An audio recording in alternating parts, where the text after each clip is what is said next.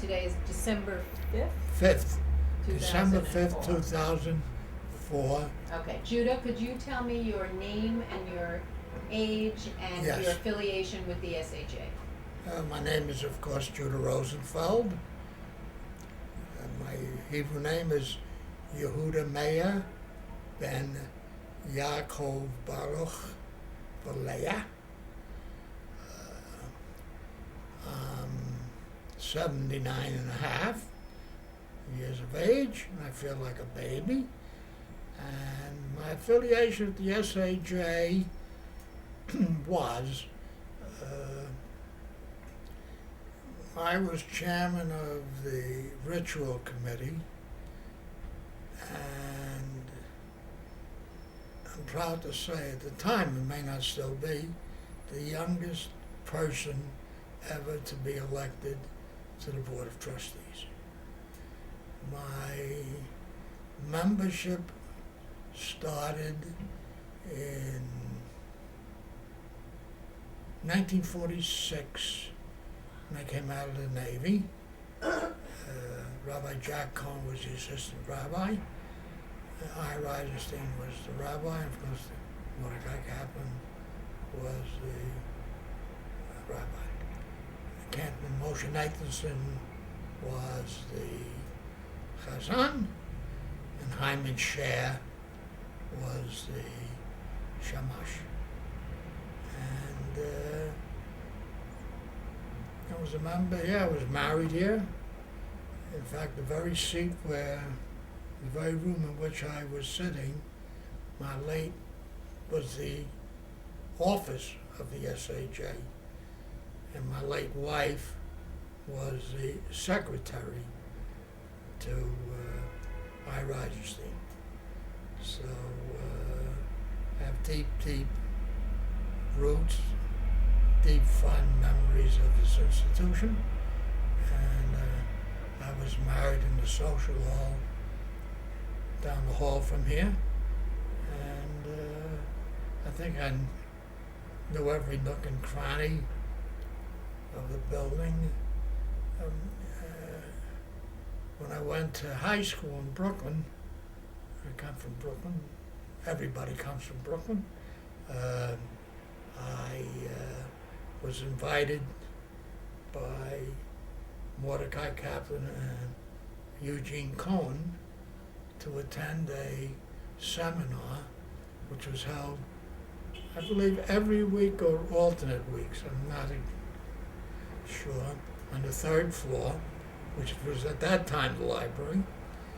And you had members, students, high school students, I'd say maybe 10 to 15, who attended secular high schools, primarily in Manhattan. I think I was the only Brooklynite. And we discussed problems facing teenagers and Judaism. This was pre-World War II. And this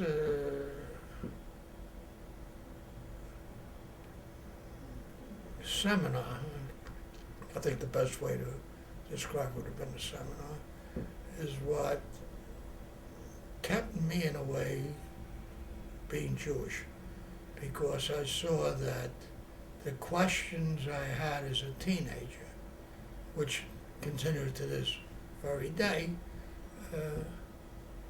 were questions that others had, and were questions that were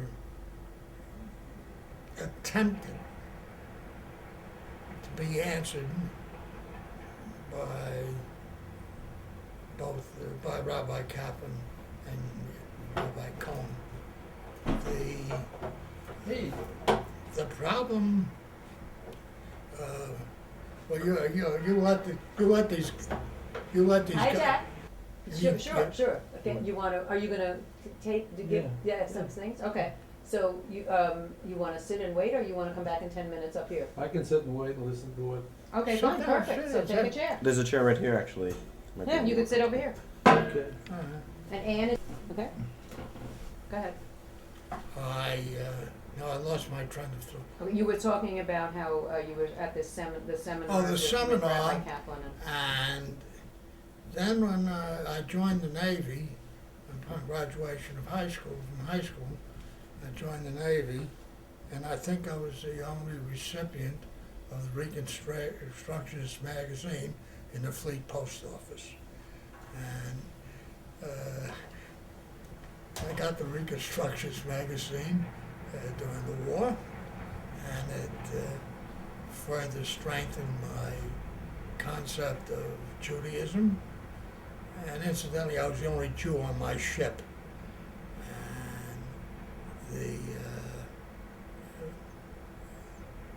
And after I got the mail, I read the magazine, Christian shipmates of mine stood in line to get it. So it was, this was my direct contact with Judaism during World War II. And I was fortunate to, of course, to come out alive. And then on my return, I went to Brooklyn College and became a member of the SAJ. The rest is I was asked to serve as assistant in the ritual committee. I was still single. And the late Paul Hitland, who taught me the business.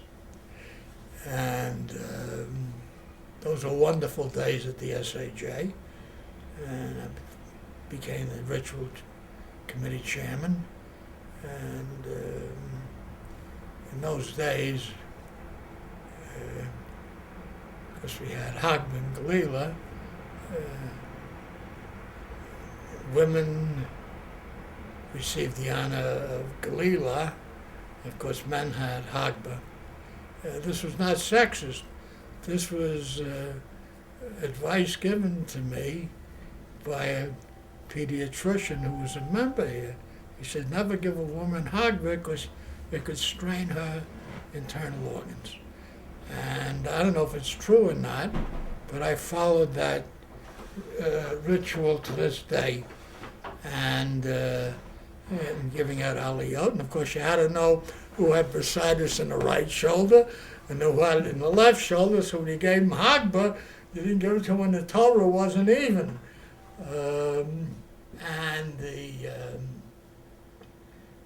I think those were the glory days of the SAJ for me.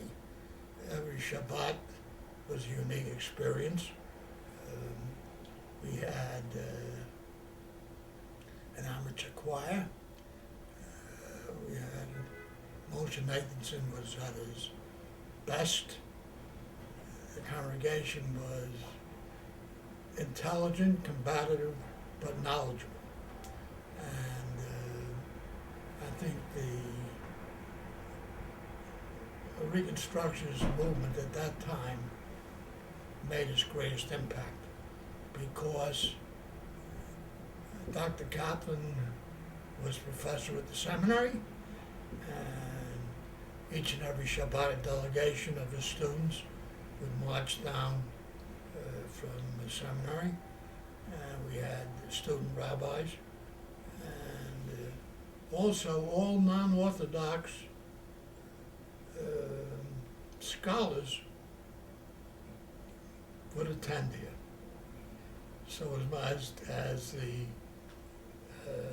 person who, as Paul Hitler used to call me, he says, you're Mr. Tammany Hall. You give out the honors.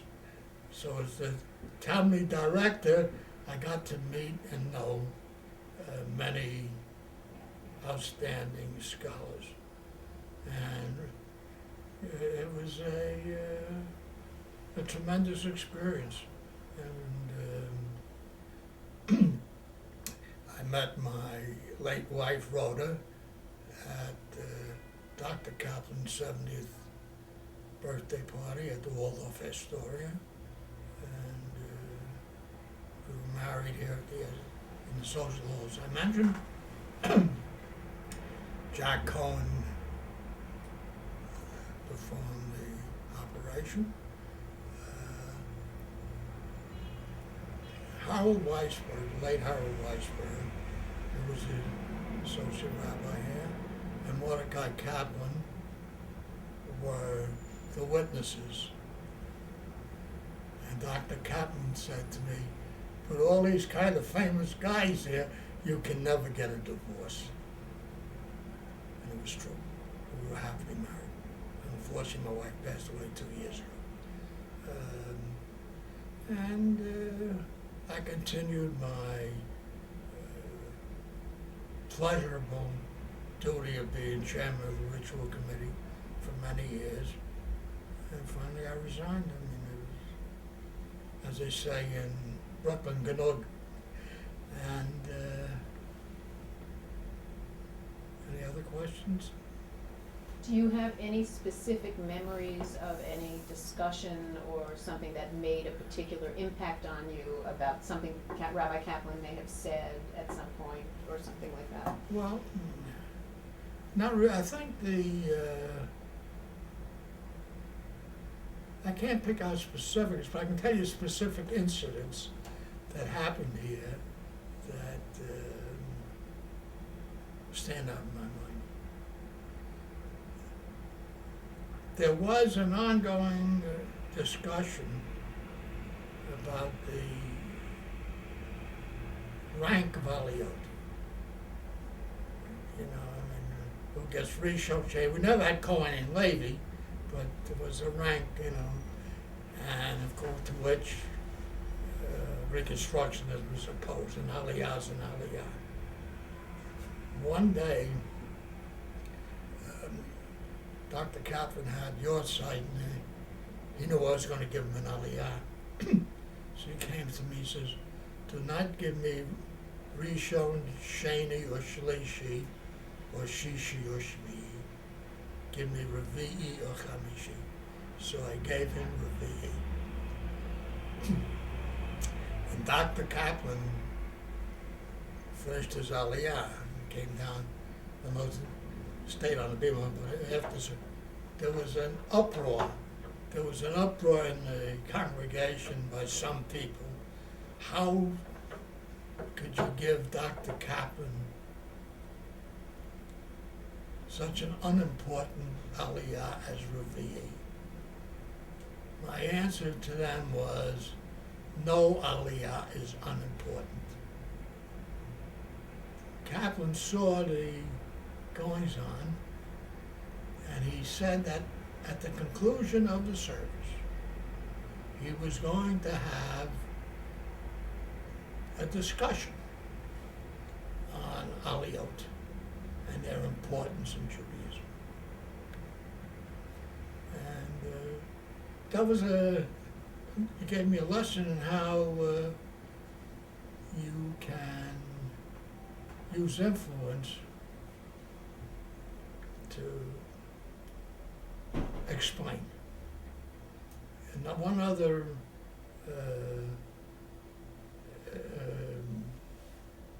memory was on Yom Kippur. Dr. Kaplan on Yom Kippur, if it was a short sermon, it would be an hour. But he spoke about an hour and a half to 2 hours. I mean, nobody had any place to go in Yom Kippur, right? And he would really talk. In order to follow his drasha, one needed an outline, because Dr. Kaplan never talked in sentences, he talked in paragraphs, and you had to really follow this discussion. Rabbi Cohen, Jack Cohen, gave me outlines of the sermon that were to be distributed to members of the congregation before Kaplan spoke. Anyway, Jack Cohen waved to me, so I went up to the balcony and downstairs and told all the ushers to start handing out the papers. Kaplan got out of his seat, as only, and I have to imitate him a little. He says, "Mr. Rosenfeld, I will tell you when to give out the papers." I then shrank to about 1/4 of an inch. I can also remember the problems, and I hate to bring this up because it's the problems of Alan Miller, but I think that it should be in any discussion. I was the chairman of the ritual committee under Alan Miller, and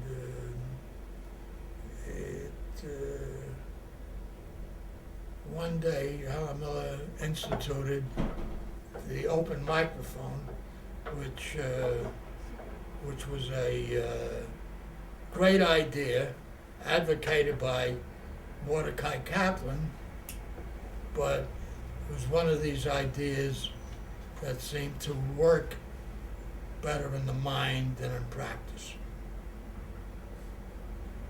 For those who don't know what it was at the conclusion of the sermon, anybody in the congregation could get up and either ask questions or comment on the sermon. It was democracy in action. It was classical studies in action, but it was more for a classroom than a synagogue, in my opinion. Anyhow, Dr. Kaplan, I thought it was an open microphone. Dr. Kaplan got up and went forward to speak to the congregation. I was sitting in the back as the head usher, and Alan Miller stopped him with the comment, "You've spoken here long enough." This was, Dr. Kaplan was taken aback, of course, and I walked Kaplan home after services that Shabbat. I say this not in anger, not in love, but as a reporter, as one who can remember conflicts that happened because of not handling a delicate situation diplomatically. I walked Dr. Kaplan home, and it was a great experience. I had been to his home many times, but and I'd walked, incidentally, Dr. Kaplan, when he would walk home, he lived on 95th Street, would cross Central Park West and walk up the Parkside because he didn't have to stop for the traffic. There's no traffic at that time. Anyway, I have very fond memories. The institution has advanced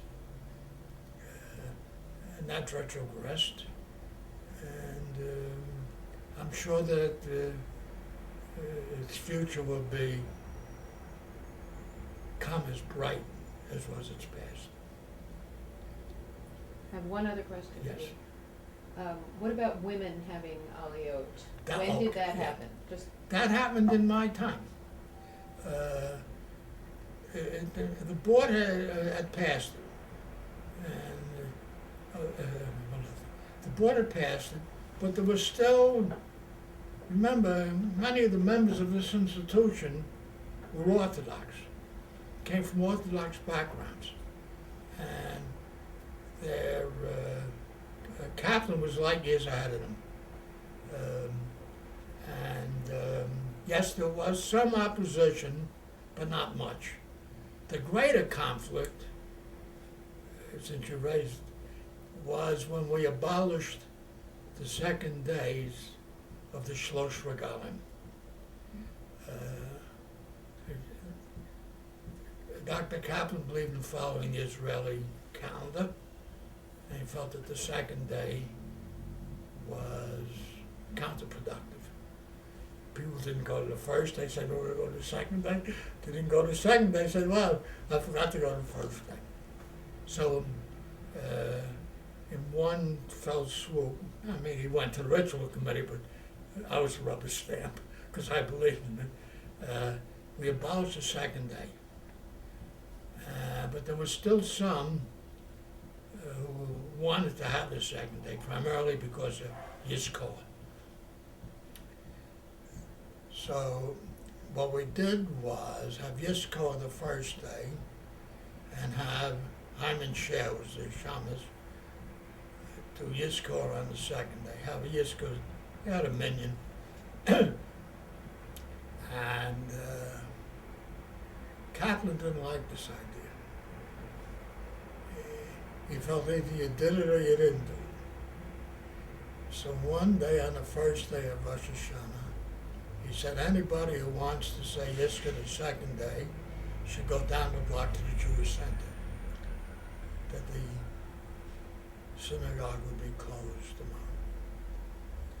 And that's what happened. He did. The school was closed out of deference to the Orthodox students in the congregation. The office was closed out of deference to the Orthodox community.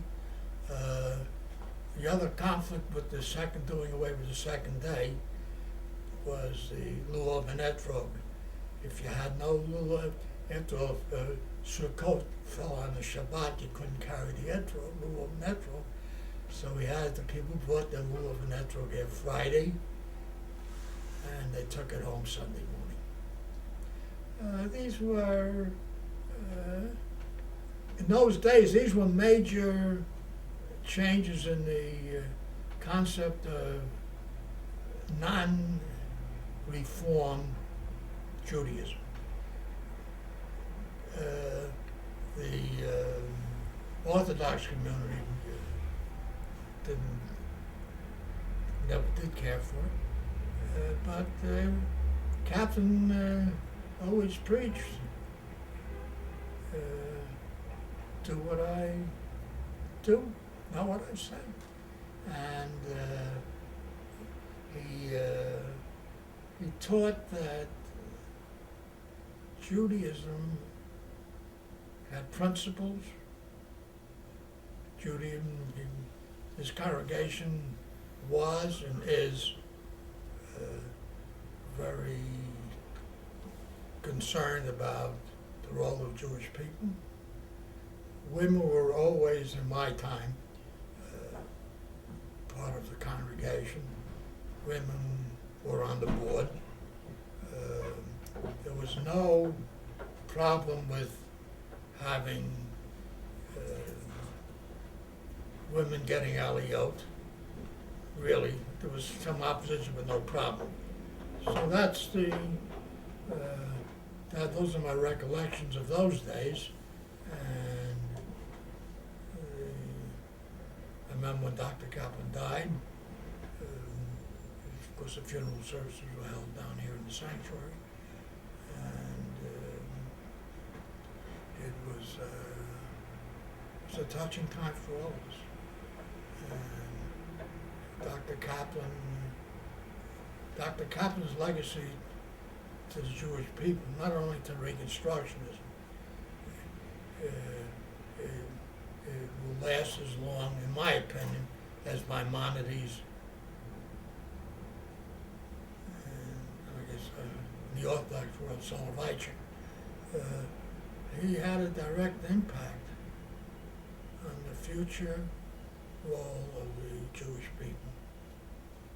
For this congregation, its members, even those who are its detractors, should always remind themselves that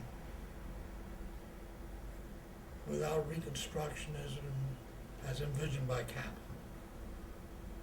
the role of the Jewish people today would be much more divisive and much less coherent. Thank you. I learned something here. Thank you. That was very, very well said. Thank you very much, All right. Judah. You go. Hi, I'm Jack. Hoffinger is my wife, Bunny. I'm 78 years old. I think you're I'm 74 years old. Right. And we've been members of SAJ for 38 years. I think one of the questions perhaps that you asked Judy was how we found our way to SAJ, because we were sort of floundering before we found our way to SAJ. Bunny and I both came out of Orthodox backgrounds. Bunny's background was more productive for her because she had I good had a experience. wonderful background, Yeah. absolutely.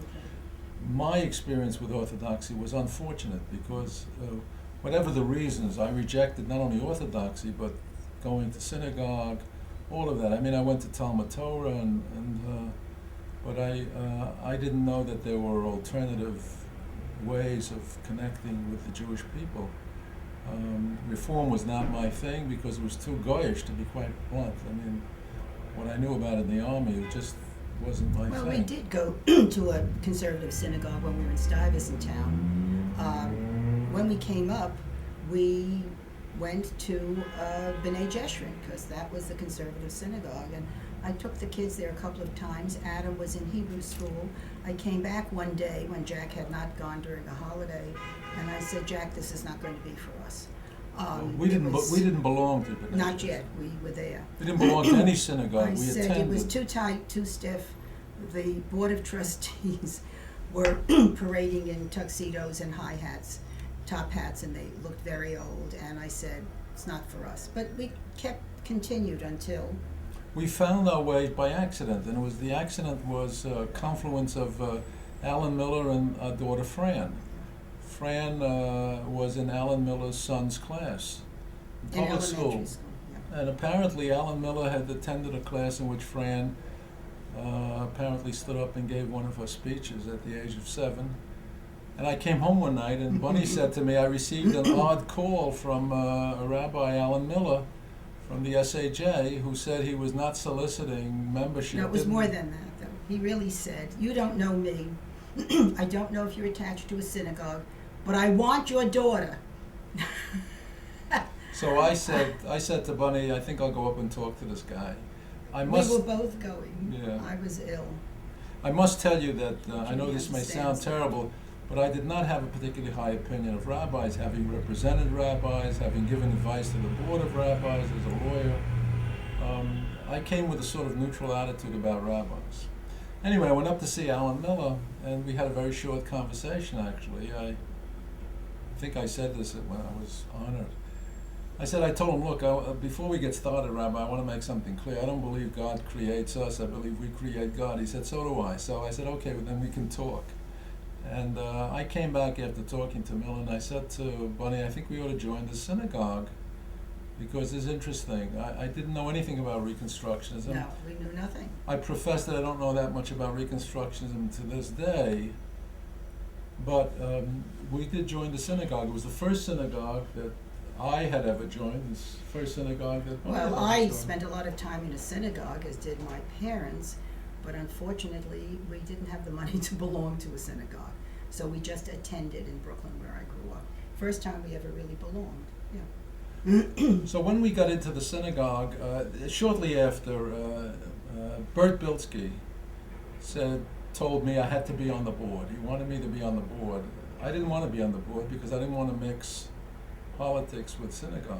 I wanted to be divorced from what I do in everyday life professionally, which is deal with controversy, because I knew there was a lot of controversy going on.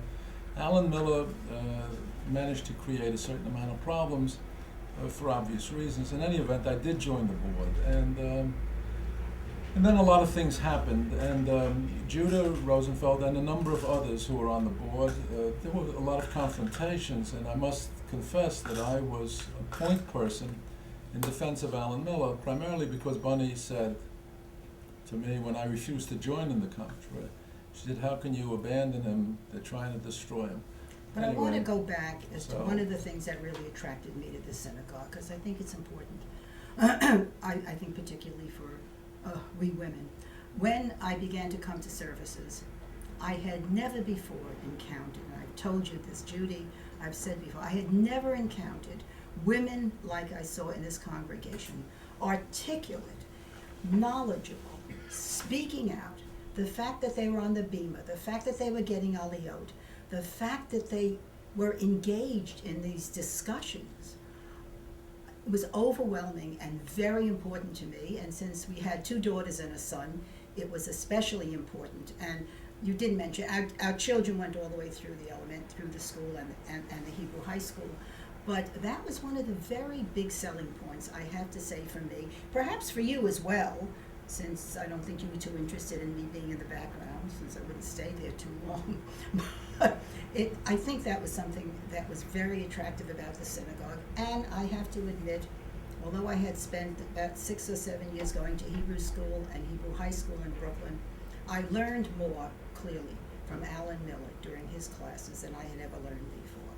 And I learned to ask questions and to get answers, which I'd never gotten before. What was incredible about the synagogue was what Bunny has mentioned. The synagogue was a place where non-Orthodox Jews were more knowledgeable about Judaism and Torah than my experience with Orthodox Jews, to be quite blunt. Yeah. I had met too many Orthodox Jews who were simply knee-jerk reactors. But in this synagogue, it was clear that these were Jews who needed to find a way to be Jews without being Orthodox, without being completely traditional, to be what Kaplan suggested we had to be in the 20th century, which is we had to deal with modernity in a way that the Orthodox were not. And I found that so exhilarating that we were in a synagogue not only that had women speaking out who knew more than a lot of rabbis that I know, but we had atheists, we had psychiatrists, we had psychoanalysts, we had people who would never set foot in the synagogue, all coming together as Jews in one place to continue tradition in a way that made sense in the modern world. That was mind-blowing, because I'd been in many synagogues. I never felt totally comfortable in a synagogue. I felt somewhat comfortable in Orthodox synagogues to the extent that I knew some of what was going on. But it didn't nourish me in any way. I mean, the SAJ was an incredible place in those days. And when, to be candid, when some of Miller's detractors left, and they were, for whatever reason, it turned out that they were ultimately right in criticizing him, because there were a lot of problems, obviously, but with the way he handled on a personal level. His intellect was not matched by his humanity, let's put it that way, toward people. In any event, when they left, we had such a vibrant synagogue. I remember we were fundraising, and we were doing all the things we wanted, and despite what Judah said about the open mic was fascinating. Oh, absolutely. It was a chance for all of us to be involved, rather than the rabbi speaking down to us or lecturing to us. We were all being engaged. It was fantastic. Except that there sometimes were some odd things. During one of our bar mitzvahs, during an open mic, someone got up to speak, and he looked up at the ceiling. I think this is appropriate for our new redone synagogue. And he started talking about the cracks in the ceiling. And he went on, I mean, it was this, really wonderful occasion and this whole intellectual thing. So sometimes the open microphone did lead to some discussions that you didn't want. But I also say, the Hebrew school was terrific. John Ruskay, who is now head of UJA, was head of the school. I mean, a brilliant, delightful guy. I mean, he was a young man at the time, met his wife here. I mean, so much. Chaim Krukowski was a member of the congregation. We attended classes with him. With Chaim, but he also taught the kids, and it was just, there was just so much. There was also, the kids did ceramics. They made things. There was just. Remember they had that Israeli who used to. Oh, he was assistant chazan or something. Yeah. Wonderful Israeli songs. Moshe Nathanson was the chazan when we were here. And he was just a lovely man, and we didn't really know at the time, because we didn't know the background of what a composer of all Nigunim that he composed. We only found that out later. To us, he was our chazan. All we knew is that he was an older man, Yeah. and that he didn't have much of a voice left, but That's he still right. had That's the right. passion to sing. Yeah. His voice was Yeah. not that good, Yeah. but you know, he was so Yeah. powerful and direct. It was a wonderful time, and of course, Yes. there were times when we saw Mordecai Kaplan. Oh, we Would would be see sitting- Mordecai, it's true, sitting behind Alan Miller, as was said today. Sitting behind Sitting him. behind, which wasn't easy for Alan, obviously. But I remember Mordecai Kaplan getting up Oh, he gave. and yes, he delivering spoke. whatever it was Absolutely. without notes No, for absolutely. about a half an hour, and the amount of it was fantastic. He must have been in his 90s then. Yes. I no, mean, the absolutely. man was. Yeah. Yeah. But I don't think we had that much connection as Judah did to Mordecai Yeah, Kaplan Judah because was here before we yeah, were. we didn't deal with Mordecai Kaplan all that much. We dealt No, with Miller, right. and we dealt with. And I dealt a lot with the older women in the congregation. Right. There was a women's division at the time, That's right. which doesn't That's exist. right. We also put on a couple of bazaars to raise money. We had a couple of wonderful art sales, all of which makes community.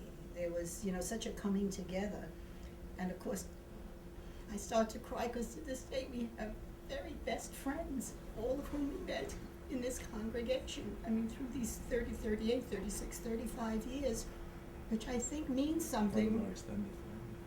An extended family, absolutely, because we have been to births, bar and bat mitzvahs, weddings, and now bar and bat mitzvahs Of of grandchildren. grandchildren. So there's a really long life we've had here. And the SAJ, there's a kind of ebb and flow in institutions. We came during a very exciting time. And it was sort of, we lived through that enormously exciting time where all of us were so connected and all of us learned so much because we had so much to learn. We didn't know anything. We had never really been challenged. That's right. I mean, grew up in a synagogue and with a wonderful father, and I was strongly Yiddish-speaking Zionist camp. I mean, all of that.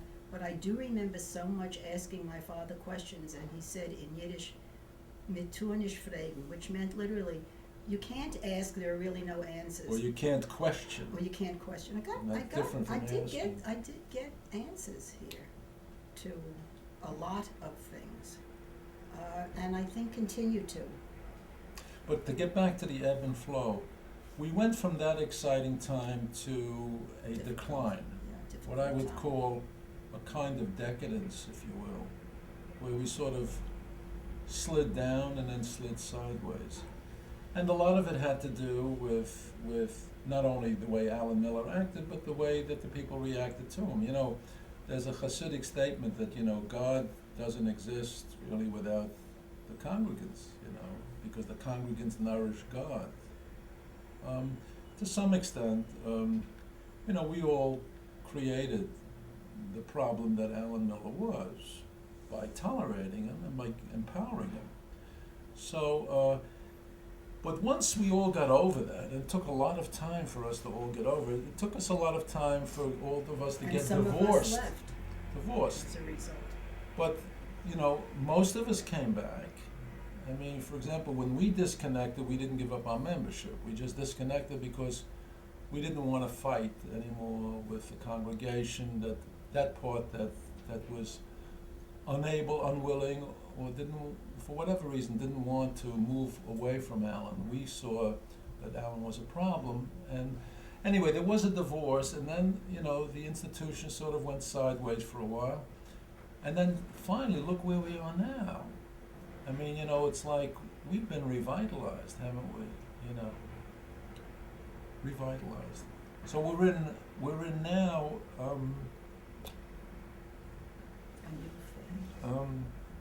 a really wonderful place. That's it. Thank you, that was so beautiful. My name is Meyer, and I always use the L because my grandmother was Lena, and I don't want to forget about that. I came from Germany in 1949, and so we just went to a neighborhood synagogue, and the rabbi was very dogmatic, and the Torah was read very rapidly. You couldn't understand, you couldn't follow, and I didn't feel at home at all. In fact, I didn't feel at home until I visited many synagogues, and nothing seemed to really say, this is where I want to stay. I think it was about 1958 when I read in the New York Times, Judaism without supernaturalism. And I said, that sounds interesting. I wonder what this is. And I found out that that was a book written by Rabbi Steinberg, I believe, and that there were other books written on the subject. And I came across Judaism as a Civilization. And that year, I had a lot of time for myself, and I started to read. And it was like an eye-opener that there could be such a thing as a Jewish community, and that you didn't have to believe in a supernatural God. The supernatural God, of course, was something that bothered me for the longest time, because having heard what I was in Germany at the beginning of the persecution, we would have never left, I suppose, but hearing what was going on in concentration camps and how many people were killed, and where was God, that was my question. So I decided after reading that I have to see how does this work in a synagogue. And I came and found a wonderful congregation. I must say, as a single person it was difficult until somebody very nice asked if I wanted to help set up a kiddush. And that is how I got a little bit closer to feeling that I was part of a synagogue. Everything was, of course, very surprising. Rabbi Cohen was one of the most gentle people in the world, and when he decided that he was going to leave because he was going to make Aliyah, I really felt terrible. I really felt, oh my God, that he was a rabbi that I could feel that I could have a connection, and he was going to leave. At that time, I was going to the dentist, Dr. Stark, who was very close to the synagogue. He was practically, his office was next door, and he said, we interviewed a rabbi who came from London.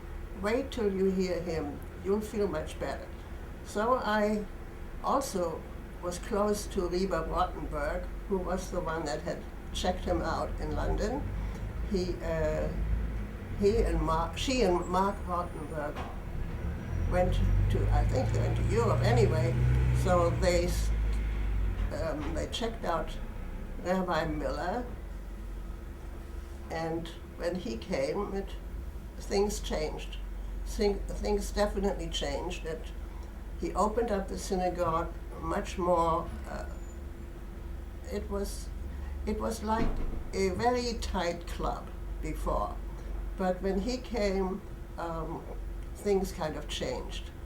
And then he introduced the open microphone, and a lot of people got up, and you heard for the first time people talking without any problem. And sometimes there were problems, and it took a lot of other people who would come out of the congregation to kind of make peace between the warring parties. And one of the people who did that was Elise's grandmother, Blanche Feinstein. I can't remember her name right now. I'm very bad with names these days. Also, Mrs. Greenberg got up and was a peacemaker. They were wonderful women. They were very, very knowledgeable. And they knew how to make peace between warring parties. Anyway, it was very, very fine. when we had our first big, well, what was it? It was a kind of a war that happened in the synagogue, and I happened to be there that Shabbat. Rabbi Miller would give a speech, or give his Shabbat talk, and after he finished, each time Rabbi Kaplan, who I thought, oh my God, he was just so wonderful, would get up and say, now I have something to say about that.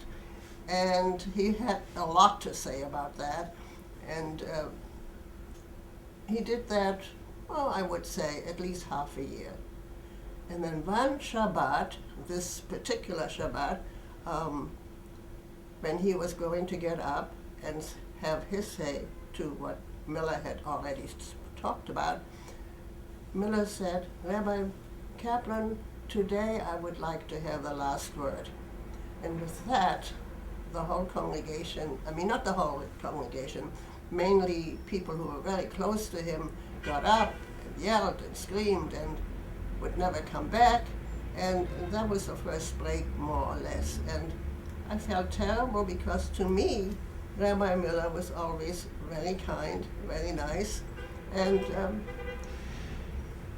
I couldn't understand that that was such a big transgression, that they made such an uproar about that, but they said it wasn't derech eretz, they didn't have enough covet given to Kaplan, but that wasn't quite true. All he said was, I would like to have the last word, but that was no good.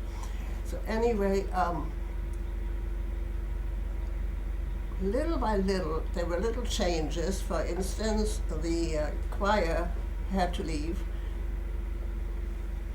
because there were 4 professional people in the choir, and the synagogue just didn't have enough money to pay these people.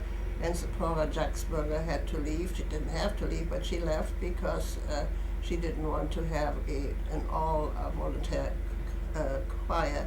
It was partially voluntary up until then, and then the 4 professionals. So at that time, we had another rabbi who came before, in the end, no, it was after Nathanson, who was most beloved. And I remember the most wonderful Mishaberas that Nathanson gave, half in Hebrew, half in English. For any kind of occasion, he was able to say something. But he left, and Kronreich came pretty soon, but there was another one before him who said he would like to have a voluntary choir. And at that time, I said, well, maybe I could do that. He had also taught me to do a Haftarah, which was a big deal for me, because I had never gotten up and do anything. To this day, I get all tongue-tied and emotionally upset because it's such an honor to be up on the bima. So after he taught me the Haftarah, he said, now I would like you to do something for me. Why don't you also sing in the choir? And so we had this voluntary choir for quite some time, and Sheila Bassman in the end was the conductor. And a little later, and I don't remember what year it was, I joined the social concerns group. And Ruth Jamur was part of it, and I think Howie was also part of it. Anyway, the reason I was very much concerned at that time because it was the time of the Vietnam War, and I had joined the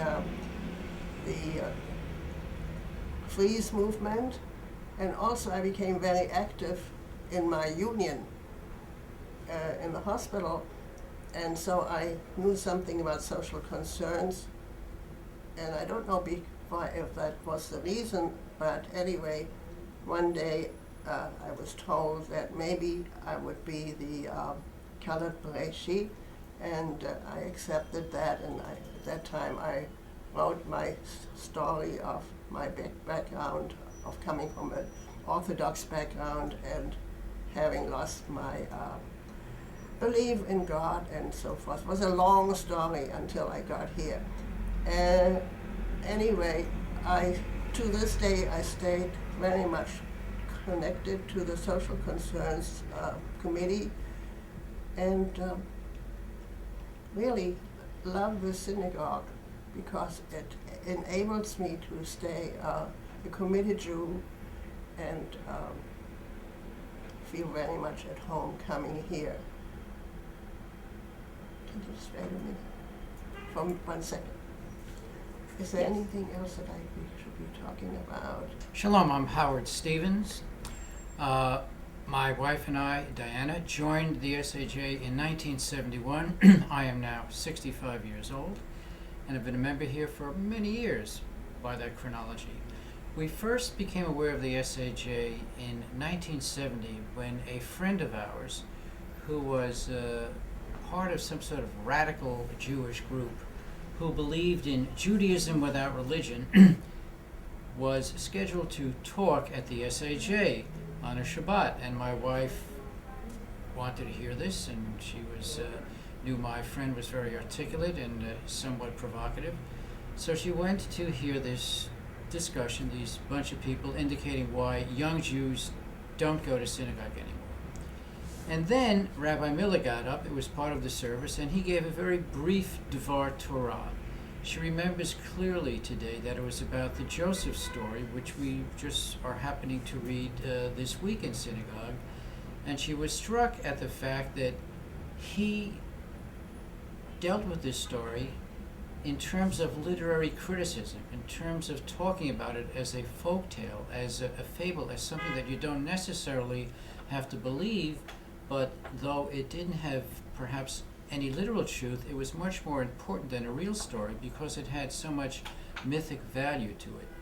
She was impressed by that, and it was the first time she'd ever been in a religious institution where there wasn't a lot of God talk, and there was an attempt to treat the material in a very candid and a very modern way. And so she occasionally came back. It was somewhat limited because we had a young daughter at the time, 2 years old. They didn't have babysitting at the SAJ. And so from time to time I was detailed to take care of our daughter, Rebecca. And usually I would take her out with me to play paddleball in Central Park and put her down in some safe, quiet corner to draw with chalk on the sidewalk or play with other kids while my wife listened to Rabbi Miller. Well, the next year, the SAJ had a Hebrew school. It was run by this wonderful woman, Elisa Rubin. Elisa Rubin was a Polish refugee. Her family had left Poland, and her husband had been very active with Menachem Begin when he was in Poland, and to the day of her death remained in contact with Menachem Begin, who she referred to as a very courteous and a very generous and a very proper person. And she might have overlooked some of his political realities for the fact of his courtliness and good manners. In any event, Mrs. Rubin ran a wonderful Hebrew school. She worked miracles with these kids. The most unruly kids somehow behaved very well with Mrs. Rubin, and she knew just what to do. My wife liked to tell the story about how some kid was leaving the Hebrew school or leaving the nursery school, little 3-year-old kid, and was crying and absolutely miserable, and the mother could do nothing with this child. And so Mrs. Rubin reached into her pocket and pulled out a little piece of scrap paper and said, "Here, would you like to hold this?" The child held this thing in her hand and looked at it, and she was just quiet. Well, our daughter Rebecca would bring home stories and songs about the Jewish calendar, of which we knew very little, and she was, by proxy, educating us. Mrs. Rubin's Polish accent would be replicated in the way our daughter would come back singing these songs. There was one song about banging with a hammer. The way we heard it was bang, bang, bang, not so much bang, bang, bang. But we realized at that point that we were going to have to play a little catch-up ball. If our daughter was becoming a more literate Jew than we were, something was wrong. And so we joined the SAJ. And the rest, as they say, is history. We were only there for about 6 months when all of a sudden we were getting calls from people, come to this special meeting, they're trying to throw out the rabbi. Well, we knew nothing of SAJ politics at the time, but we were aware that Rabbi Miller was a somewhat provocative and somewhat controversial figure, and his brand of rhetoric didn't sit well with a lot of the old-timers, mainly those people who were guardians of the legend and the reputation of Rabbi Kaplan, who everybody then referred to as Dr. Kaplan, and not Rabbi Kaplan, and so he had some sort of iconic status, and Rabbi Miller's trying to break away from some of Kaplan's style and some of Kaplan's teaching was perhaps not done very diplomatically, but certainly aroused a great ire in the congregation. So I thought my sense of subversive activity was aroused by, wow, this is a great place. We're here only 6 months and they're trying to throw out the rabbi. What's next? Well, what's next has been 30 years of some strife, but much teaching, much learning. The result of our association with the SAJ made us feel that we wanted to learn more about Judaism, and we expanded our knowledge in various ways, primarily at the SAJ, but also going out, going to classes at other institutions, learning to read Hebrew, learning Haftarot, learning many other things, and turning our home into a kosher home where anybody could be welcome to eat, observing Shabbat. And one of the pleasant results has been that our daughter, our younger daughter, Lizzie, who was not born when we first joined, grew up. She began to participate in the SAJ. She began singing as a little girl on the bima, and she has now become the cantor of the SAJ. Where we'll go from here, I don't know, but I still feel we're on a journey, and we're very happy to be on it with so many wonderful people that we've met here, and we look forward to the future with a great deal of optimism and enthusiasm. Hi, my name is Sandy Divack Moss, and I first came to the SAJ to the Levy building in somewhere about 1975 or 76 with a friend, Simcha Weintraub, who was then teaching there, and ended up volunteering to help with children on an SAJ retreat that spring, winter, to some hotel in the Catskills, don't remember the name.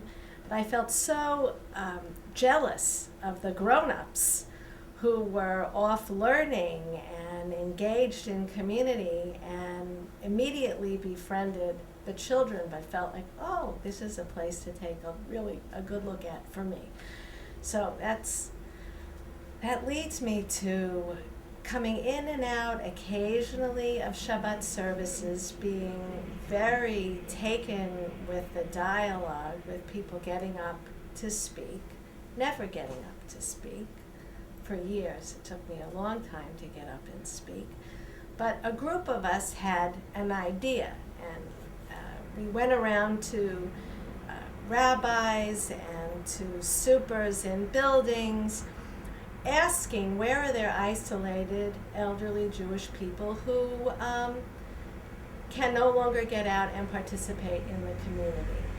And Rabbi Miller was really, of all the rabbis on the Upper West Side, one of the first to respond. He said, well, there's Beth and Julius Siegel, and they live on 119th and Riverside Drive, and they are very wonderful. I think Julie was a member of the board of the SAJ for many years, and they don't get out in the winter. Why don't you go talk to them? And the idea was that we, Columbia students, would befriend older people, and one-on-one we would expand our lives as Jews. They would stay in the community. It was the genesis of Dorot. So off to Julie and Beth I go, and actually Beth and I hit it off. My mission at that point was to interview older people to then match them in friendship with others. But Beth and I had an instant, very special connection. She had grown up in Altoona, Michigan, and I can see I'm going to be much longer than the 3 minutes that I thought I was going to be. And her parents had divorced when she was a young woman, and young girl actually, and she came to New York and was living, I believe, at the 92nd Street Y, where she met Julie, who was a magician, a Jewish magician, studied with Houdini, and they met at the 92nd Street Y and were early members of the SAJ. Actually, her daughter Lois would be someone worthy of talking to who has not participated here in a very long time. In any event, the memory that I came in to share was not so much about Beth and Julie, but more about Alan. Because in the very early days when we had the idea of Dorot and no resources, he sat and every introduction that he made, he would sit with me. And so it was really no accident, actually, that he sent me to meet Beth, because Beth had founded the Godmothers League, which was for children who were orphans. And today, she had the foresight. She founded this in like 1920, very long ago. And it's still a school on the Upper West Side for children with emotional disabilities. And so the combination of Alan in the background and Beth as a mentor really made a very major difference in the founding of Dorot. So that's one nice memory. The other memory is of Tobias, our second child. When Tobias was born and I was in the hospital, I called Rabbi Miller and I said, "We're going to have a bris, Rabbi Miller. Do you know him well?" And he said, "You're calling, Danny's not calling?" And I said, "Well, Danny's busy with Rosie, and so I had the job, I'm sitting still in the hospital, of calling you. Who do you know?" He says, "When will the bris be?" And he counts on his fingers. He says, 8 days, next Shabbos. You have to have the bris at the SAJ. I said, "At the SAJ? Well, actually, we were thinking of my in-laws' apartment."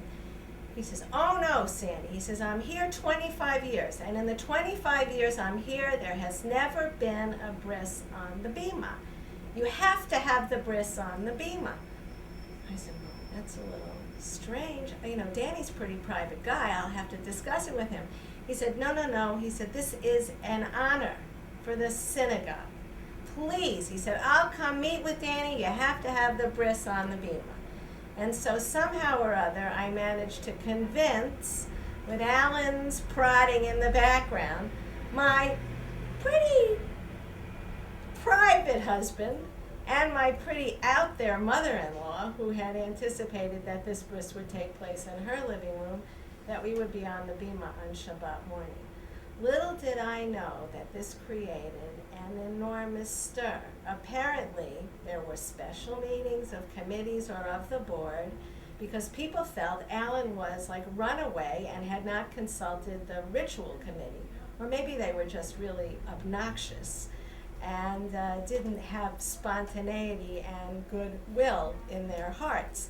In any event, lo and behold, no one stood in the way of this bris taking place. And the custom, the minhag with a bris is that you're not supposed to invite people, that they're supposed to be word of mouth.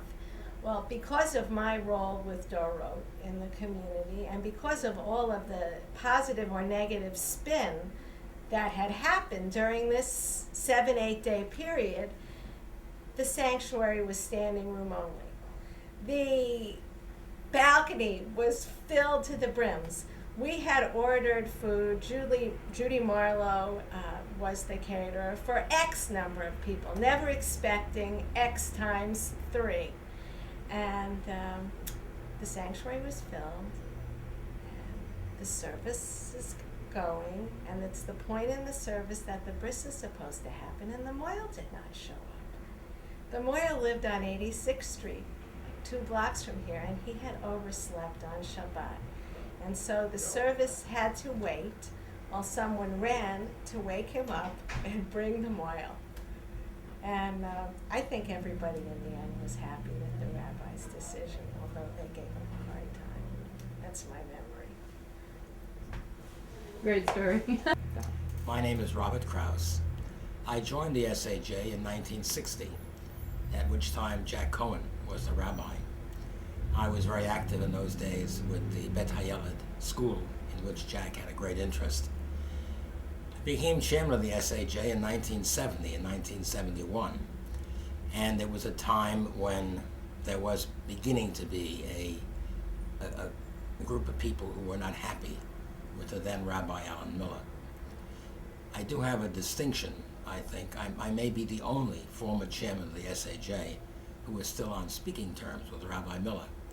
He and I have managed to remain friends through all this time, and I do recall very vividly that during the time of when I was chairman, a number of people were seeking really for him to be removed, and there were more people in the congregation in those days who supported him than not, and so this group of people left as a group and formed a Haborah outside the SAJ. And I recall that I attended many meetings trying to hold this group in place to keep them here. I consulted with Dr. Kaplan in those days in an effort to keep this from happening, but we didn't succeed, unfortunately. The SAJ is near and dear to me for all the years that I've been involved with it. I'm now 80 years old, and I'm not attending as often as I used to. I became what Dr. Kaplan called a drop-in.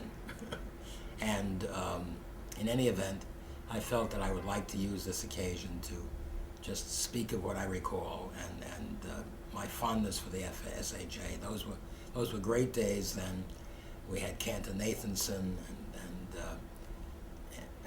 and Kaplan, Dr. Kaplan still sat on the bima during services, and as I was told by someone today, and didn't he always criticize Rabbi Miller for whatever he was saying? I think not quite, but there was maybe a little bit of that tension. In any event, I appreciate this opportunity to speak about my memories at the SAJ, and I look forward to attending services here for as many years as the Lord will allow. Thank you. Thank you. Thank you. Hi, my name is Noel Berman. I've been a member of the Society for the Advancement of Judaism 35 or more years.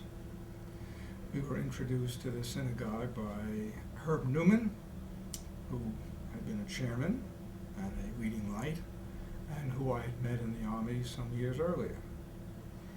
And in due course, Claire and I moved to New York, and this was the obvious choice of synagogues to join. We had, at that point, I guess, 2 young boys, and they joined with us, and they proceeded happily or not so happily through our Hebrew school, and in due course they were joined by their younger brother, and he also matriculated. So we have 3 bar mitzvot, is it? And 3 graduates of the Hebrew school. And as things happen, I took on some what were laughingly referred to as leadership roles. I was indoctrinated or brought in to be the chairman of the committee that was honoring Rabbi Miller for his 35th, wasn't it? It was a combination of things. He had been in the country 35 years, and he had been in the rabbinate for 50, and there was another milestone. I probably have these numbers wrong, but there was a whole bunch of numbers ending in 5 that were being honored and recollected, and we had a wonderful dinner at downtown in the Time Life building, I think. Yes, and we put out a journal, and Ruth Musher and Ruth Jarmel were editing that, and a number of other individuals were of great help, and it all went very well. We raised a couple of dollars for the synagogue, and I was invited on the board, and one thing led to another, and some years later, I was elected chairman of this august congregation.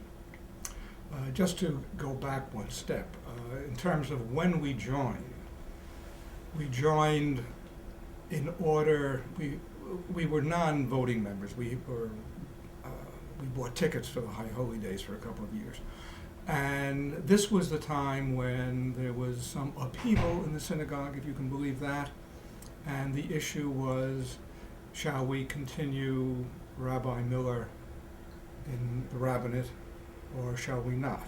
And there was going to be a vote. Well, of course, only members could vote, and because we were very fond of Rabbi Miller, we wanted to be part of his voting bloc, and so we joined. So that establishes the when, if one goes back. And I mention that because there then became another time during my chairmanship when there was another Rabbi Miller issue. As I recall, the Reconstructionist rabbinate had voted to allow patrilineal descent to determine who is a Jew. Rabbi Miller found this to be offensive to the highest degree and resigned from the Reconstructionist rabbinical group. And that sent shivers throughout the congregation and led to a second schism, the first being those some years earlier when there was the vote to continue or not to continue the rabbi. So that my 2 years at the helm turned out to be fairly rocky.